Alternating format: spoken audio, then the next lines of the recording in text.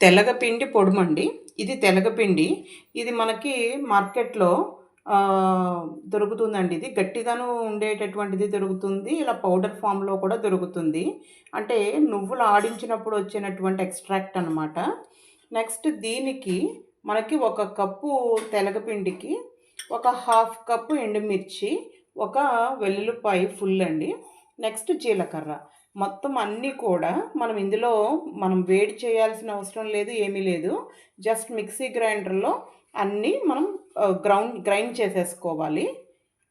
Mixie గ్రైండర్‌లో ఎండుమిర్చి, వెల్లుల్లిపాయలు, కొంచెం జీలకర్ర యాడ్ చేసుకొని ఇలా పల్స్ గ్రైండింగ్ చేసుకోవాలండి.